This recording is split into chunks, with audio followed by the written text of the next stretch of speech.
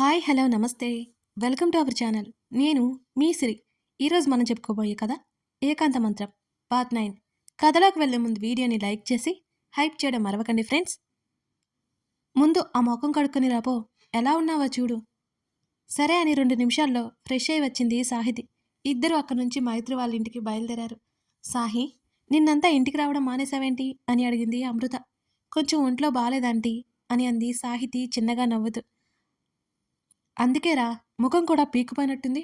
ఇప్పుడెలా ఉంది అని అడిగింది అమృత. బానే ఉందా ఆంటీ అని చెప్పింది సాహితి. ఆ తర్వాత మాట్లాడుతూ గాని రావే అంటూ సాహితిని చేతిని పట్టుకుని లాక్కెళ్ళిపోయింది మైత్రి. కానీ ఇంట్లో అర్జున్ లేడు. మళ్ళీ హాల్లోకి వచ్చి తల్లిని అడిగింది మైత్రి. తెలీదని చెప్పేసింది అమృత. వాళ్ళ నిరీక్షణ ఫలించి మరో అరగంట తర్వాత అర్జున్ ఇంటికొచ్చాడు.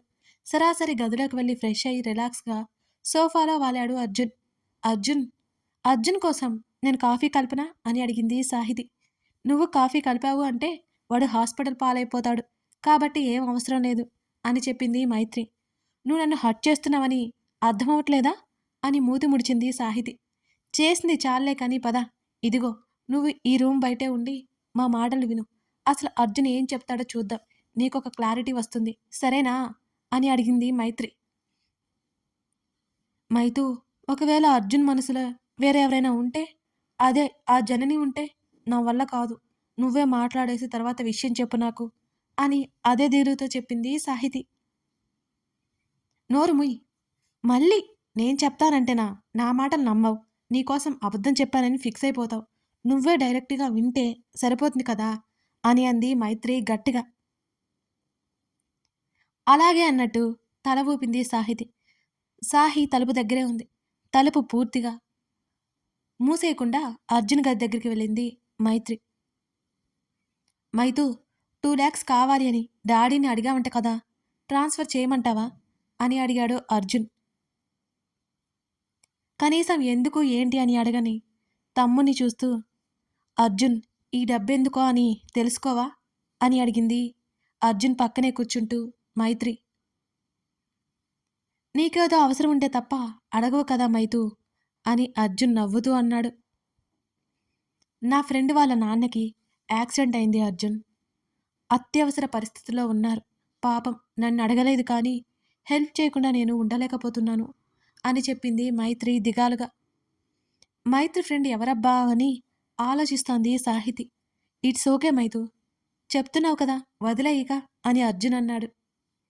అది సరే గాని సాహి నువ్వు డిన్నర్ టైంకి ఇంటికొచ్చారంట కదా మొన్న అని అంది మైత్రి.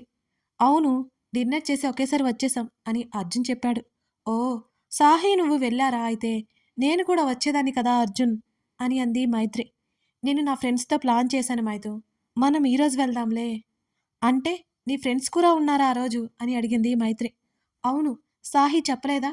లేదు, అది 2 రోజుల నుంచి మన ఇంటికి కూడా రావట్లేదు అని చెప్పింది మైత్రి. మీ ఇద్దరికి గొడవేమైనా అయిందా ఏంటి అంటూ మైత్రి వైపు చూశాడు అర్జున్. లేదురా, దాని కొంట్లో బాలేదుగా అని అంది మైత్రి. ఇప్పుడు ఎలా ఉంది మైతు, ఏమైంది అసలు అని అడిగాడు అర్జున్. అతని స్వరంలో కాస్త కంగారు ఉంది. హెడేక్ అంట. అది సరే, మీ ఫ్రెండ్స్ అంటే అను, అచ్యుత్ వీళ్ళేనా? ఇంకొక అమ్మాయి ఉండాలి కదా అని మైత్రి అడుగుతుంటే, జనని అని అన్నాడు అర్జున్.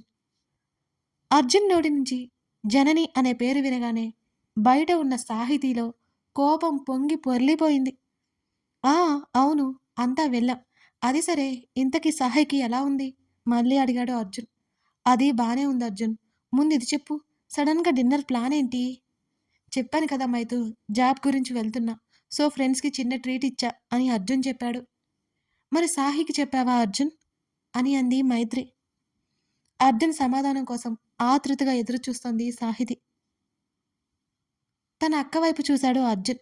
అతని నుండి ఏ ఒక్క మాట రాకపోయేసరికి ఆమె మనసంతా భారంగా మారిపోయింది సాహితికి. తనకి నువ్వు మంచి ఫ్రెండ్వి కదా అర్జున్, నువ్వంటే చాలా అభిమానం కూడా. మరి ఎందుకని చెప్పలేకపోయావు? అది బాధపడుతుందేమో కదా అన్నది మైత్రి. అర్జున్ మాట్లాడలేదు. సాహికి నేను చెప్తాలే కానీ నా ఫ్రెండ్ చెల్లికి నువ్వు నచ్చావంట అని మైత్రి నవ్వుతూ అంది. మైతూ అన్నాడు అర్జున్ ఆశ్చర్యంగా చూస్తూ. అవును అర్జున్, నీ మనసులో ఎలాగూ ఎవరూ లేరు కదా! ఆ అమ్మాయి బావుంటుంది. ఒకసారి చూడు అర్జున్. ఇప్పుడే పెళ్లి లాంటివేమీ వద్దులే. మీ ఇద్దరు సెటిల్ అయిన తర్వాత పెళ్లి చేసుకోవచ్చు. నువ్వేమంటావు అర్జున్? ఆ అమ్మాయి చాలా అందంగా ఉంటుందిరా అని అంది మైత్రి. మైతూ, ఏం మాట్లాడుతున్నావు నువ్వసలు? అర్థమవుతుందా నీకు? అసలేంటిదంతా? నా మనసులో ఎవరన్నా లేకపోయినా ఇప్పుడు ప్రేమ దోమల్లాంటివి నేను పెట్టుకోను. నన్ను వదిలేయి తల్లి.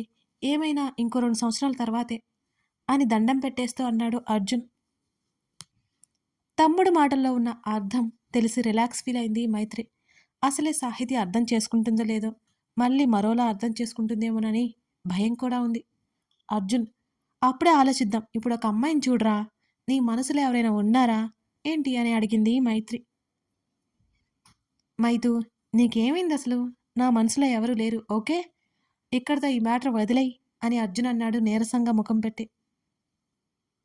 అంటే ఇంకా నా తమ్ముడి హృదయంలో ఎవరూ లేరన్నమాట. డ్రామాటిక్‌గా అంది మైత్రి. అర్జున్ బదులుగా నవ్వాడు. సరే అర్జున్, సాహి వస్తానంది వెళ్తున్నా అని పైకి లేచింది మైత్రి. నేను వస్తున్నాను పదా అని అర్జున్ అన్నాడు. వెంటనే అక్కడి నుంచి మైత్రి రూమ్ వైపుకి వెళ్తున్నట్టు అటు వెళ్ళింది సాహితి.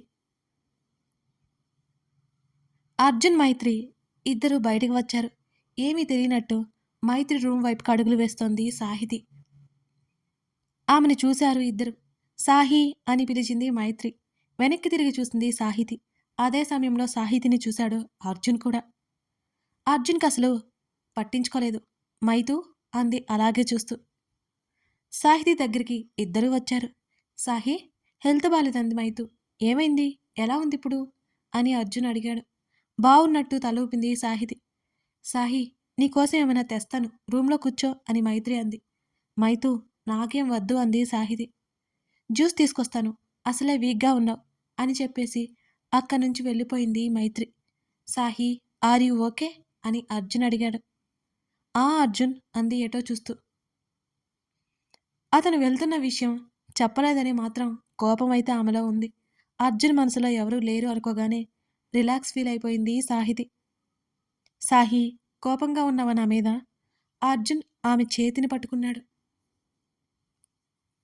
వెంటనే అతని వైపు కళ్ళు తిప్పి, నీ మీద కోప్పడ్డానికి నేనెవర్ని అర్జున్?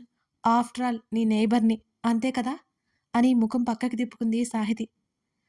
అర్జున్ని బాధ పెడుతున్నాను అనుకోగానే ఆమె కళ్ళల్లో నీళ్లు తిరిగాయి. ఆ సమయంలో సాహి అంటూ ఆమె ముఖాన్ని తన వైపుకు తిప్పుకున్నాడు అర్జున్. ఆమె కళ్ళల్లో నీళ్లు చూసి అతని మనసు కలుక్కుమంది ఆ క్షణం. సాహి, అతని చేతులు సున్నితంగా విడిపించుకుంది సాహితి. అర్జున్ ఇంటికి వెళ్ళాలి అంటూ ఆమె వెళ్ళిపోతుంటే, సాహి, మైతూ వస్తాను అన్నది అని గుర్తు చేశాడు అర్జున్. నేను చెప్పి వెళ్ళిపోతాను అర్జున్ అని వెనక్కి తిరిగి చూడకుండానే వెళ్ళిపోయింది సాహితి. కొన్ని క్షణాలు అర్జున్ అడుగులు అక్కడే నిలిచిపోయాయి. చెలి దూరంగా వెళ్తున్నా ఆపలేని అయోమయ స్థితిలో ఉన్నాడు అతను. సాహి, మనుని కలవాలి అని చెప్పింది మైత్రి. ఇప్పుడు తీసుకెళ్లాలా అని అడిగింది నీరసంగా సాహితి. అవును సాహి, ప్లీజ్ ప్లీజ్ అని మైత్రి అడుగుతుంటే, ఫ్రెండ్ అయిన పాపానికి నన్ను డ్రైవర్ని చేసావు కదే, పదవే అని అంది సాహితి దీనంగా. మా మంచి సాహి అంది మైత్రి.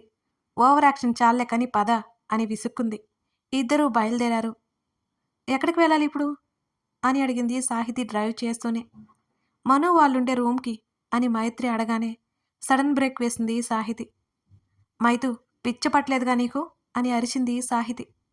అది కాదు సాహి అని మైత్రి అంటుంటే వెంటనే బైక్ దిగింది సాహితి. మైత్రి కూడా బైక్ దిగింది. బైక్ని ఒకవైపుకి ఆపింది సాహితి. మైతు, నిజం చెప్పనా? నువ్వు వెళ్ళడం ఇష్టం లేదు నాకసలు. మనోహర్ మంచివాడే కావచ్చు. ప్లీజ్ మైతు, నేను చెప్పేది విను. అసలు మనోహర్ గురించి ఏమీ తెలియదు నీకు. 2 సంవత్సరాల నుండి తెలుసు, అంతే కదా. ఆ మాత్రం దానికి అతన్ని గుడ్డిగా నమ్మకు. మన జాగ్రత్తలో మనం ఉండడం తప్పులేదు కదా అని అంది సాహితి. మానుకి ఫీవర్ వచ్చిందంట సాహి. చూడాలనిపించింది. అందుకే వెళ్తున్నాను. నా జాగ్రత్త కోసం నిన్ను కూడా తీసుకెళ్తున్నాను అని అంది మైత్రి దాదాపు ఏడ్చేస్తూ. మైత్రి మనసు గురించి సాహితికి తెలుసు. చాలా సున్నితం. మైతు, నిన్ను తప్పు చేసినట్టు చూపించడానికి కాదే, నీకోసమే చెబుతున్నాను అని అంది సాహితి. అర్థమైంది సాహి. కానీ మను అలా ఉంటే నేను ఎలా ఊరుకోగలను చెప్పు అని అడిగింది మైత్రి. సరే వెళ్దాం. నువ్వు పదే 10 నిమిషాలు నాకు కాల్ చేయలేదు అంటే నేను అర్జున్‌కి కాల్ చేసి చెప్తాను అని సాహితి బెదిరింపుగా అంది. సాహి, నేను వెంటనే వస్తాను. అర్జున్‌కి ఈ విషయం నేనే చెప్తాను. ప్లీజ్ అంతవరకు నువ్వు చెప్పొద్దు. మనుకి జాబ్ రాగానే చెప్పేస్తాను అని కంగారుగా చెప్పింది మైత్రి. మైతూ, నువ్వు హ్యాపీగా ఉన్నంత వరకు నువ్వేం చెప్తే అదే చేస్తాను. నీకు ఇబ్బంది అయితే నీ మాట కూడా నేను వినను పద అని అంటూ బైక్ ఎక్కి స్టార్ట్ చేసింది సాహితి. స్నేహితురాలి మాటల్ని నెమరు వేసుకుంటూ మౌనంగా వెనక్కి కూర్చుంది మైత్రి. మరో అరగంట ప్రయాణం తర్వాత ఒక చిన్న సందులోకి బైక్ పోనిచ్చింది సాహితి. మైతూ, నీకు నిజంగా అడ్రస్ తెలుసా? ఈ ఏరియా ఇంత చిన్నగా ఉందేంటి అని అయోమయంగా అడిగింది సాహితి. లొకేషన్ ఇదే సాహి, అదిగో ఆ లైన్ చివర ఉన్న రెండవ ఇల్లు అని అన్నాడు అని మైత్రి చెప్పింది. మైత్రి చెప్పిన అడ్రస్ ఉన్న ఇంటి ముందు బైక్ ఆపింది సాహితి. ఆ ఏరియా, ఆ ఇల్లు ఎందుకో సాహితికి నచ్చలేదు. అదంతా గందరగోళంగా అనిపించింది సాహితికి. మైతూ, మళ్ళీ మళ్ళీ చెప్తున్నాను గుర్తుపెట్టుకో. 10 నిమిషాల్లో నువ్వు నాకు కాల్ చేయాలి. నీ మీద నమ్మకం లేక ఇలా చెప్పట్లేదు. నువ్వేమనుకున్నా సరే నీ మీద ఇష్టంతోనే చేస్తున్నాను అని అంది సాహితి. అలాగే అన్నట్టు తల ఊపి మెల్లిగా బ్యాగ్ తీసుకుని ఆ చిన్న ఇంటి తలుపు తీసి టెర్రస్ మీదకి నడిచింది మైత్రి. టెర్రస్ మీద ఉన్న సింగిల్ పెయింట్ హౌస్ తలుపు తట్టింది ఆమె. కాసేపటికి తలుపు తెరుచుకుంది. మైత్రిని గమనించి మనోహర్ ఫ్రెండ్ బయటికెళ్ళిపోయాడు. లోపలికి నడిచింది మైత్రి. చాలా చిన్నగా, ఇరుకుగా ఉంది ఆ గది. ఒకవైపు బాత్రూమ్, మరో చిన్న కిచెన్, చిన్న హాలు. కిచెన్, హాలు ఒకే గదిలో ఉన్నట్టున్నాయి. పరుపు మీద పడుకుని కనిపించాడు మనోహర్.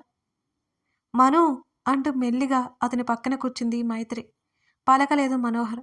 మళ్ళీ మరోసారి పిలిచింది. మెల్లిగా కళ్ళు తెరిచి మైత్రి వైపు చూశాడు మనోహర్. ఎలా ఉంది మను అని బాధగా అడిగింది. అతని తల మీద చెయ్యేసింది. మైతూ, నువ్వేంటిక్కడ అని అడిగాడు ఆశ్చర్యంగా. మైత్రి అక్కడికి వస్తుందని ఏమాత్రం ఎక్స్‌పెక్ట్ చేయలేదు మనోహర్. అర్ధరాత్రి వరకు తాగి ఇంకా నిద్రపోతూనే ఉన్నాడు మరి. తాగిన మత్తులో మైత్రితో మాట్లాడుతూ ఉంటే మైత్రి ఏంటి అని అడగ్గా ఫీవర్ అని అబద్ధం చెప్పాడు. నీకు హెల్త్ బాగోలేదన్నావు కదా, అందుకే వచ్చేశాను అని హ్యాండ్ బ్యాగ్‌లో ఉన్న ఫ్రూట్స్ తీసి బయట పెట్టింది మైత్రి. నిజంగానే షాక్ అయ్యాడు మనోహర్. థ్యాంక్స్ మైతూ, నా కోసం ఇక్కడి దాకా వస్తావని నేను అనుకోలేదు అంటూ మైత్రి చేతిని పట్టుకున్నాడు మనోహర్.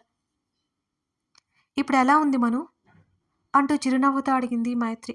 బావుంది మైతూ, ఫీవర్ నైట్ తగ్గిపోయింది అని అన్నాడు మనోహర్ ఆమెనే చూస్తూ. రిలాక్స్ ఫీల్ అయింది మైత్రి. మైతూ, ఇప్పుడే వస్తాను అంటూ అక్కడి నుంచి లేచి వాష్రూమ్ వైపు కదిలాడు మనోహర్. వెంటనే బ్యాగ్లో నుండి ఫోన్ బయటకు తీసి సాహితికి కాల్ చేసింది మైత్రి. మరో 10 నిమిషాలు వెయిట్ చేయి సాహి, వస్తాను అని చెప్పింది. సరే అని చెప్పి కాల్ కట్ చేసింది సాహితి కూడా.